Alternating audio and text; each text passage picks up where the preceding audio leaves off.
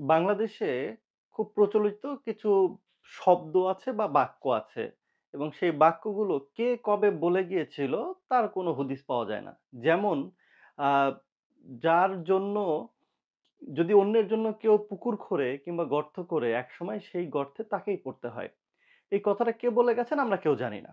কিন্তু কথাটা খুব হাড়ে, হাড়ে হচ্ছে টের পাওয়া যায়। আবার ধরেন এরকমও দেখা যায় যে কারো পৌষ মাস, কারো হচ্ছে সর্বনাশ। আপনি দেখবেন এইগুলো কিন্তু আমাদের জীবনে অনেক মিল আছে। কিন্তু এই কথাগুলো কে বলে গেছে আমরা কেউ জানি না। ঠিক ১ম যে উদাহরণটা যদি আপনি কারো জন্য কখনো গর্ত করেন, তাহলে সেই গর্তে কোনো একদিন আপনিও পড়তে পারেন। এবং বাংলাদেশের রাজনীতিতে ঠিক তেমনই একটা চিত্র এখন দেখা যাচ্ছে। আর সেটা হচ্ছে আইসিটি বা আন্তর্জাতিক ক্রাইম কোর্ট। সেখানে যে এখন মামলা চলছে, যে অপরাধের বিচার কার্যক্রম চলছে, সেটারই কেন জানি একটা মনে হচ্ছে যে ওই বাক্যের একটি অত্যন্ত হচ্ছে মানে সময় উপযোগী একটি উদাহরণ। দেখেন আন্তর্জাতিক অপরাধ আ ট্রাইব্যুনাল বা কোর্ট আ সেটি ১ম প্রতিষ্ঠিত হয় ১৯৭৩ সালে এবং বঙ্গবন্ধু শেখ মুজিবুরের হাতেই কিন্তু সেটি ১ম আসলে গঠন করা হয় বা এটা সেই সময়ে আইন আকারে প্রকাশ করা হয়।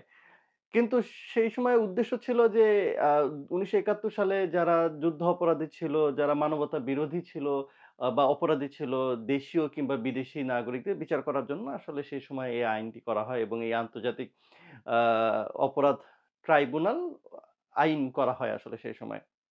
কিন্তু সেটি সেই মুহূর্তে বাস্তবায়ন করা সম্ভব হয়নি যেকোনোভাবেই হোক না কেন।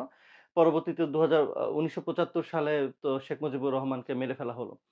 পরবর্তীতে ২০০০ এই যে ৮ সালে এসে যখন নির্বাচন হয় আরকি, নির্বাচনের আগে আ আওয়ামী লীগের নির্বাচনী যে ম্যানিফেস্ট ছিল, যে ইশতেহার ছিল, সেখানে কিন্তু অন্যতম একটা ইশতেহার ছিল যুদ্ধ অপরাধীদের বিচার করা।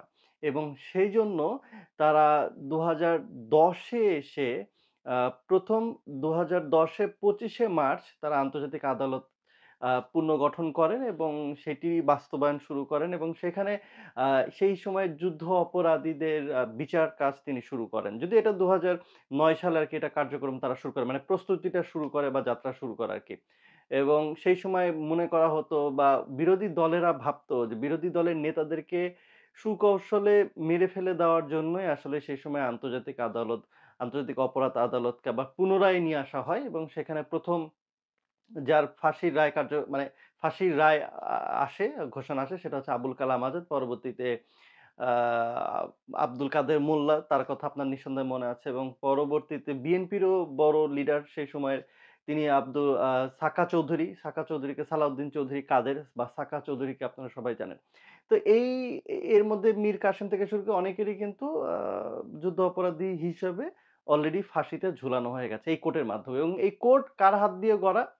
এই কোর্ট ১ম হচ্ছে শেখ মুজিবুর রহমানের সময়ে করা এবং পরবর্তীতে এটা পুনরুদ্ধার করেন শেখ হাসিনা, তারই কন্যা। এবং সেই কোর্টে এখন শেখ হাসিনারই বিচার চলমান আছে এবং এই সপ্তাহে বা আগামী সপ্তাহে তার রায়ও চলে আসতে পারে বা আসবে বলে মনে হচ্ছে আরকি। যদিও ২০১০ সালের পরে এই আদালতের কার্যক্রম নিয়ে বিরোধী দল বা সাধারণ মানুষ বা বিশেষ করে জামাত, বিএনপিরা বলতো এটা হচ্ছে ক্যাঙ্গারু কোর্ট। ক্যাঙ্গারু কোর্ট মানে হলো যে এই কোর্ট তারা তাদের মতন করে চালাচ্ছেন।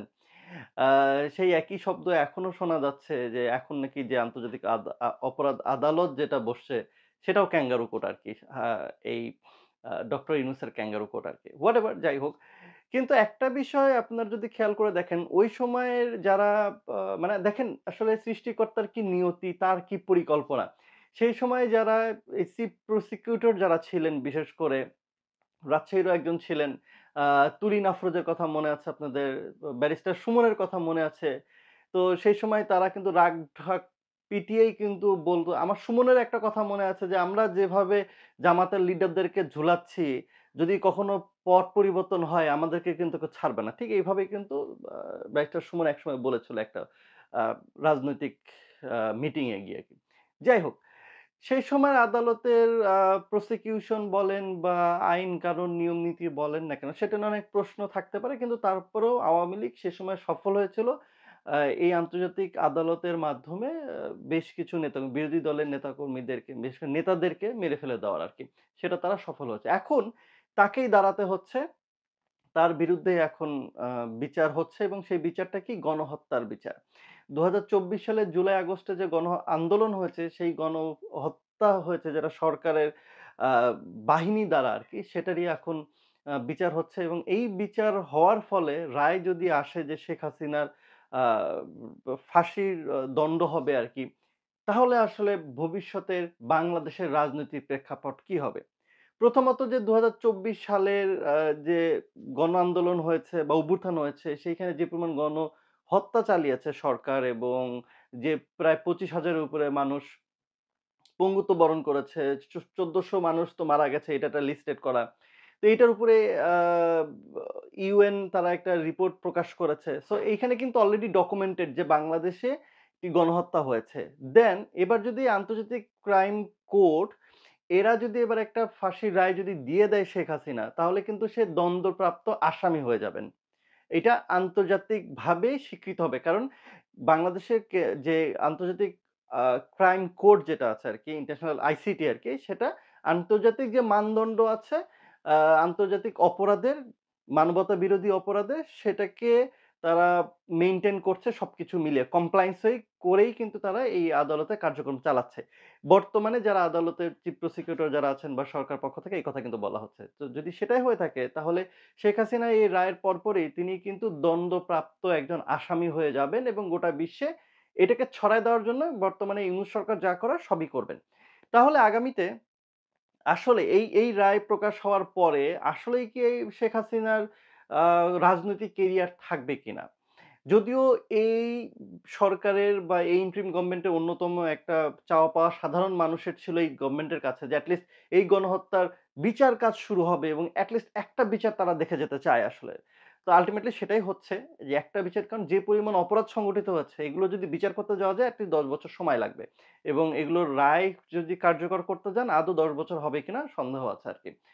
এত, এত অপরাধ সংগঠিত হয়েছে, এত আসামি। কিন্তু তারপরেও শুরুটা করেছে এবং সম্প্রতি দেখা গেল যে এই যে গুম-খুনের কমিশনের যে অভিযুক্ত যে সেনাবাহিনীর অফিসাররা রয়েছেন, সার্ভিং অফিসাররা রয়েছেন, ১৫ জনকে যে আদালতে নিয়ে আসা হয়েছে, তাদেরও কিন্তু বিচার প্রক্রিয়ায় ভিতরে তাদেরকে আনা হলো এবং এইটাই আবারও প্রমাণ করল যে বাংলাদেশের আইন সবার জন্যে সমান। যদি এইটা যদি সত্যি, সত্যি এই বিচার কার্যক্রম যদি সম্পন্ন হয়, যদি এই বিচারের রায় যদি কখনো আ এটা যদি কার্যকর হয়, তাহলে এটাই প্রমাণ করবে যে রাজনৈতিক দলগুলো আইনের ঊর্ধ্বে না বা দেশের প্রধানমন্ত্রীও আইনের ঊর্ধ্বে না। যদিও এর আগে প্রধানমন্ত্রী হিসাবে খালেদা জিয়াকে আ বিচারের সম্মুখীন হতে হয়েছে, তাকে কারাবরণ করতে হয়েছে। যদিও এটা নিয়ে কথা আছে যে সামান্য ২ কোটি না ৪ কোটি টাকার জন্য প্রধানমন্ত্রীকে, মানে তিনি দুর্নীতি করেছেন এবং সেইটার জন্য তাকে জেলখানাতে পাঠানো হয়েছে। এটা একটা প্রহসন সবাই বলেন আরকি। তো যাই হোক, এখন হয়তোবা আওয়ামী লীগও বলবে যে এটা প্রহসন, এটা ক্যাঙ্গারু কোর্ট, এখানে ইচ্ছা মতন সবকিছু করা হয়েছে। আ এটার কোনো আন্তর্জাতিক মানদণ্ড নেই। এরা এদের মতন করে বিচার করছেন। হ্যাঁ, আমাদের হার্পিক মজুমদাররা রয়েছেন, যারা রয়েছেন বিদেশে থাকেন আওয়ামী লীগের। তারা হয়তোবা বলছেন এবং তারা বলেও চলেছেন। কিন্তু আল্টিমেটলি যদি রায় হয়ে যায়, বলেও খুব একটা কোনো লাভ হবে না। আগামীতে যদি এই রায়টা যদি হয়ে যায়, যদি ফাঁসির রায় যদি চলে আসে, তাহলে কিন্তু শেখ হাসিনার, আমার মনে হয় তার রাজনীতির কেরিয়ার ফুল স্টপ। একেবারেই ফুল স্টপ। কারণ আ বাংলাদেশে ধরে নিচ্ছি বিএনপির পন্থী যারা আছে সরকার গঠন করার পরে তারা হয়তোবা চেষ্টা করবে যে আওয়ামী লীগের নিষিদ্ধতা তুলে দেওয়ার জন্য গণতন্ত্রের নাম করে আরকি, হ্যাঁ? কিন্তু তুলেও যদি দেয়, তারপরেও শেখ হাসিনা কি দেশে আসতে পারবেন এইরকম একটি রায় কাঁধে নিয়ে? এবং বা তিনি কি আসলেই ঢুকে তার মতন করে কি রাজনৈতিক কর্মকাণ্ড চালাতে পারবেন নাকি তাকে জেলখানায় যেতে হবে? আর বিএনপি যদিও সদয় হয়, জামাত কি সদয় হবে? কারণ জামাতের কিন্তু ১ টা ২ টা নেতাকে মেরে ফেলে দেওয়া হয়নি এই কোর্টে। এই কোর্টেই, এই বিচার প্রক্রিয়াতেই। সো আমার ধারণা জামাত হয়তোবা ছেড়ে দেবে না। জামাত আগের চাইতে অনেক বেশি শক্তিশালী, অনেক বেশি সংগঠিত। তো সেদিক থেকে মনে হয় না যে বিএনপি চাইলেও আওয়ামী লীগকে আনতে পারবে। আর আওয়ামী লীগ আসলেও, যদি আওয়ামী লীগ যদি রাজনীতি করার সুযোগও পায়, এট লিস্ট আ শেখ হাসিনা বা তার পরিবারের আসার কোন সুযোগ নেই এই রায়ের পরে। এখানে আরেকটা বিষয় কিন্তু দেখার বিষয় আছে যে একটা দেখেন, এত বড় একটা রাজনৈতিক দল যারা এতদিন দেশকে শাসন করেছে, এই রাজনৈতিক দলের বিকল্প কোনো লিডার নেই। শেখ হাসিনা তার পরিবারের বাইরে কোনো লিডারকে আসলে দাঁড় করাতে দেয়নি। আসতে দেয়নি মেইন স্ট্রিম এ।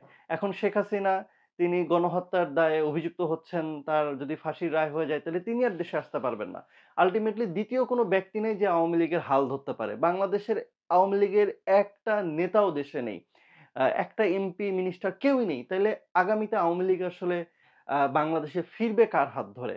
এই ২, ৪, ৫ মিনিট আ যারা আ মিছিল করছেন রাস্তাঘাটে তাদের হাত ধরে?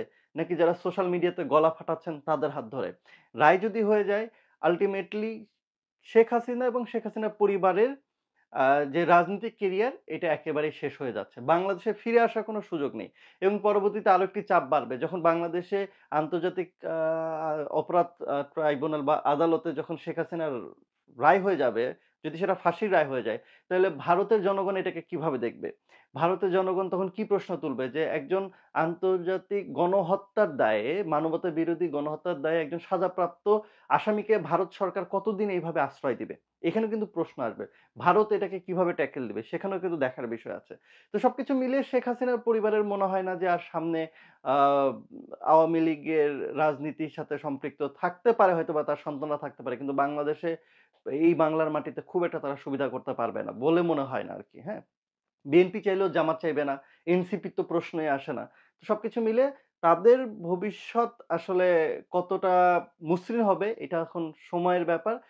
ডক্টর মোহাম্মদ ইউনূস যে জিনিস সে এমনভাবে আইনগতভাবেই বিষয়গুলোকে সেটেল ডাউন করে যাবে যে আওয়ামী লীগ বাংলাদেশে ফিরতে মানে এত সহসায় আর ফিরে আসার কোনো সুযোগ তিনি রাখবেন বলে আমার মনে হয় না। কারণ তারও তো রাগ আছে। তাকেও তো ৮ তলায় হাঁটিয়ে, হাঁটিয়ে তুলেছেন আর নামিয়েছেন। তো আসলে আল্লাহ ছাড় দেয় কিন্তু ছেড়ে দেয় না। সেই প্রমাণটা কিন্তু এখন বাংলাদেশেই হচ্ছে। সেটা দেখা যাচ্ছে স্বচক্ষে একদম আরকি। তো দেখা যাক সামনের রাজনীতি কি হয়?